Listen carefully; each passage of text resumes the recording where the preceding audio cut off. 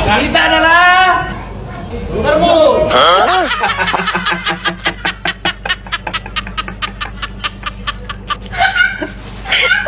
Betul itu, betul itu. Assalamualaikum warahmatullahi wabarakatuh. Mantan relawan Jokowi atau yang biasa disebut mantan termul Jokowi ya. Nah, sekarang diperiksa sebagai saksi untuk meringankan Roy Suryo CS dan kawan-kawan. Nah, banyak sekarang kita lihat fenomena di mana yang dulu pendukung fanatik Jokowi alias termul ya, akhirnya sudah mulai waras kembali kepada jalan yang benar ya.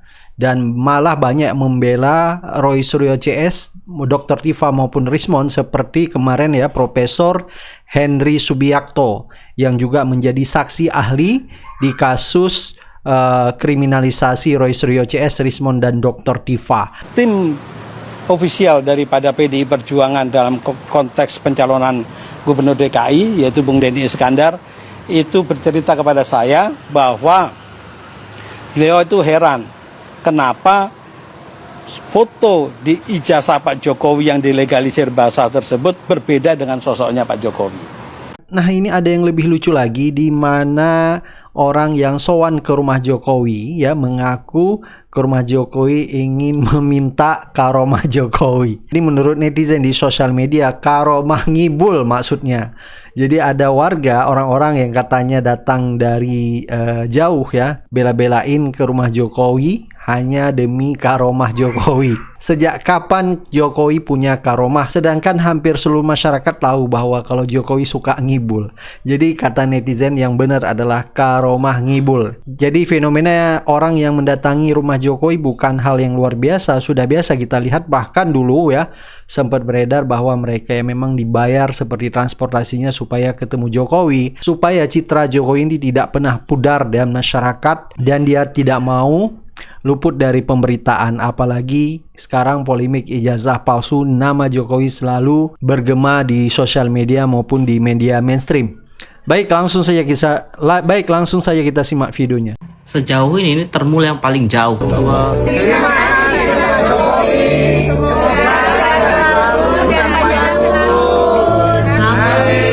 Dari mana ini? Pasuruan. Pertanyaannya jauh-jauh dari Pasuruan, sowan Pak Jokowi ada apa? Ingin minta karomahnya, Bapak. Masya Allah, minta karomah. Siap. Dari Pasuruan ke Solo minta karomah, buset. Minta karomah, buset. Jauh bener. Kalau dari Pasuruan ke Solo minta amplop masih logis. Ini minta karomah, cok. Sejauh ini termul yang paling jauh.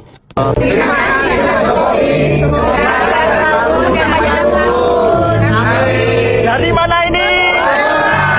Pasuruan. Pertanyaannya jauh-jauh dari Pasuruan, sowan Pak Jokowi ada apa? Ingin minta karomahnya, Bapak. Masya Allah, minta karomah. Siap. Minta karomah. Ya Allah.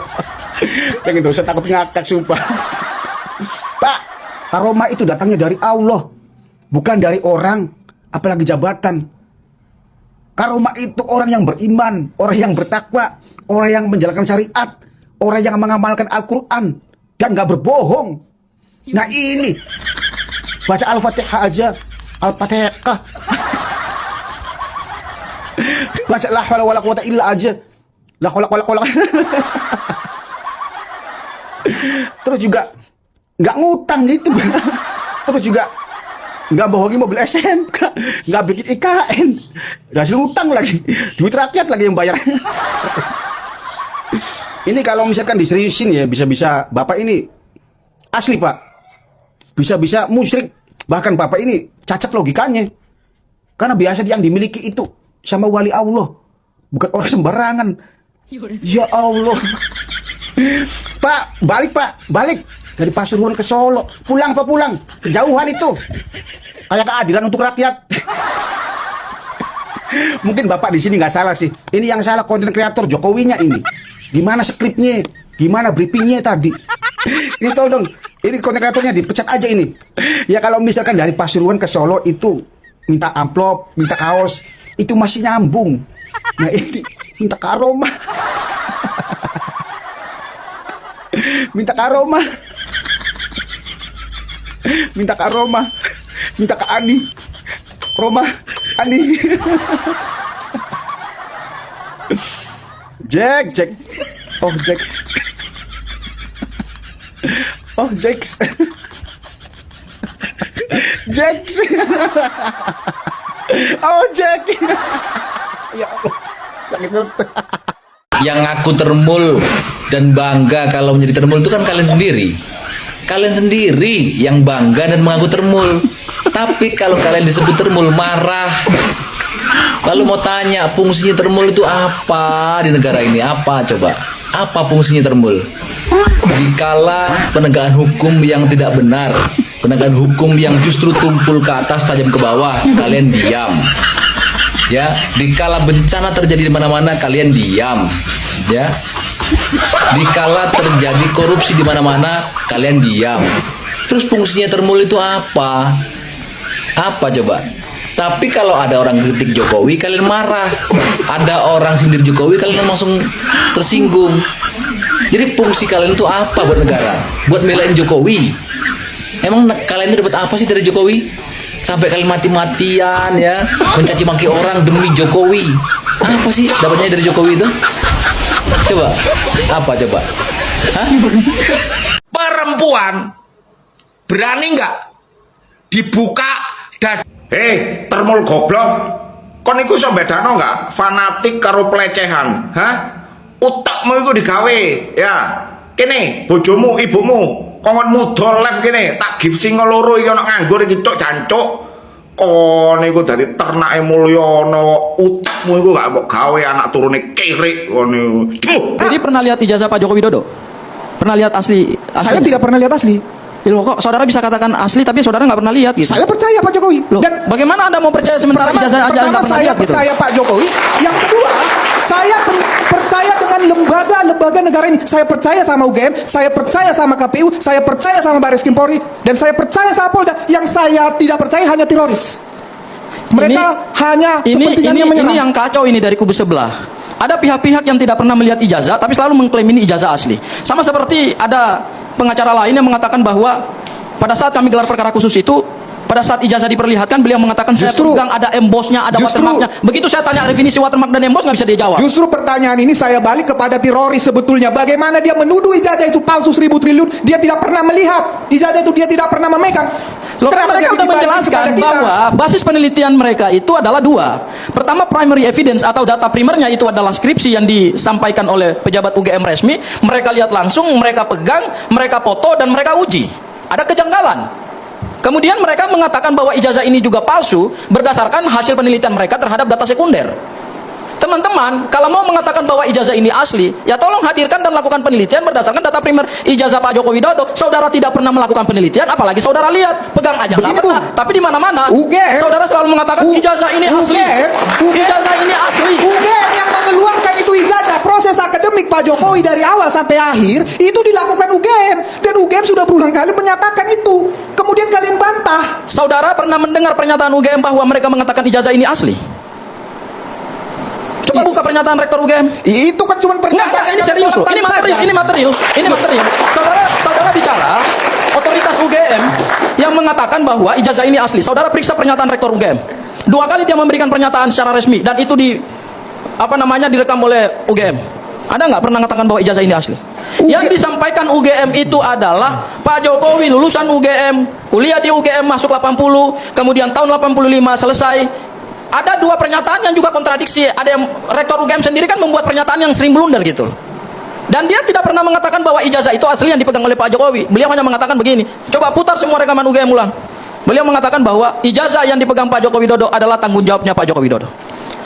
Yang diduga palsu itu, kalau Anda memahami ketentuan hukum pidana terkait dengan pemalsuan dokumen yang diatur dalam pasal 263 ayat 1 dan ayat 2, Anda harus pahami. Ayat 1. Suatu dokumen asli dibuat palsunya. Bisa saja orang itu kemudian pernah lulus dari satu universitas, bisa, tetapi dokumennya dia palsukan dari yang asli. Baca ketentuan 263 ayat 1. 263 ayat 2 memang menggunakan suatu dokumen palsu. Palsu itu artinya adalah ada dokumen asli kemudian dibuat palsunya. UGM tidak pernah memeriksa ijazah Pak Joko Widodo. UGM tidak pernah melihat ijazah Pak Joko Widodo. Semua otoritas ya, saya katakan kepada Anda ya, karena Anda nggak pernah mengikuti proses hukum ini. Di Komisi Informasi Pusat, kami tanya, dan saya adalah kuasa hukum yang melakukan permohonan terhadap KIP. Itu saya tanya pihak KPU, pernah nggak saudara lihat ijazah asli Pak Joko Widodo? Nggak pernah. Pernah nggak saudara melakukan autentikasi terhadap ijazah Pak Joko Widodo? Nggak pernah. Jadi saudara bagaimana mau mempercaya otoritas? Otoritas bilang aja bahwa mereka nggak pernah percaya, nggak pernah melihat, mohon maaf, nggak pernah melihat ijazah Pak Joko Widodo. Yang mereka percaya itu adalah dokumen fotokopi ijazah yang dilegalisir. Begitu dilegalisir diserahkan kepada KPU, KPU mengatakan bahwa ya sudah, karena sudah dilegalisir oleh KPU, oleh UGM, ya sudah mereka percaya. Tapi pada saat kami kejar dengan undang-undang kearsipan, di mana suatu dokumen itu mau diarsipkan dalam arsip negara, maka harus dilakukan autentikasi antara fotokopi dengan asli, dan mereka nggak pernah melakukan itu. Joko Widodo ya. Nah, kalau panggil Jok kan sudah biasa gitu ya. Pengen lain daripada yang lain, biar keren gitu ya, Jack. Gitu. Kami berempat yang memanggil Joko Widodo adalah Jack. Benar-benar Jack. Bukan yang luar. Jadi itu awal dari situ nama Jacknya dipanggil di situ ya. Sebelumnya belum pernah. Ya selama KKN kita kan mungkin ada kedekatan ya. Jadi kita untuk Mas Eko itu Mas Ecot gitu.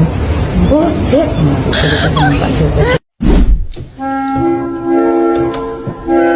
We walk the talk, not only talk the talk.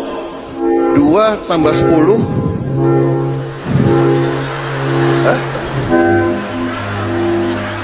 13 ya. 12 ya. 2 tambah 10 12. 1 tambah 2 3. 3 tambah 2 tambah 2 4. Jadi 2 tambah 8 ya, 11. Hidup Jokowi. Katanya acara perpisahan KKN-nya Bang Jack menggelar acara live musik dengan menggunakan gitar listrik.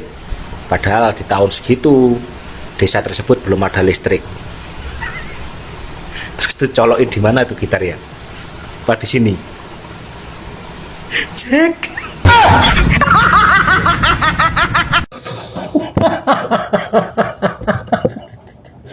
Sekarang tuh lagi rame. Lagi bahas nama Jack. Jadi gini ya, apa itu kita ingat ya waktu di Hollywood itu kan aktor lawas dia. Aktor lawas tuh namanya tuh Jack Nicholson gitu kan ya. Terus di Mandarin juga ada tuh. Mandarin tuh pasti semua orang sudah paham ya. Kita paham lah gitu. Itu namanya tuh Jackie Chan gitu kan ya. Jangan salah loh, di India juga ada ya. Di India itu yang pakai Jack itu namanya tuh Jack Shroff gitu kan ya. Satu lagi, bukan ini saja, di Thailand pun juga ada. Thailand juga ada yang pakai nama Jack gitu ya. Namanya Jack Numerat gitu kan, Jack Numerat gitu. Tapi Indonesia nggak mau kalah loh. Indonesia nggak mau kalah, serius itu. Ada juga yang namanya Jack gitu. Tinggalnya sana di Solo sana ya. Kita panggil ya, sekarang tinggal panggil tuh. Jack, sini. Apa?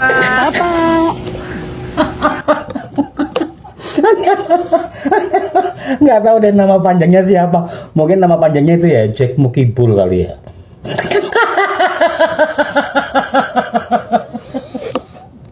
Jadi sekarang Pak Prabowo sudah mulai masuk Pak, menyerang Termul. Apa?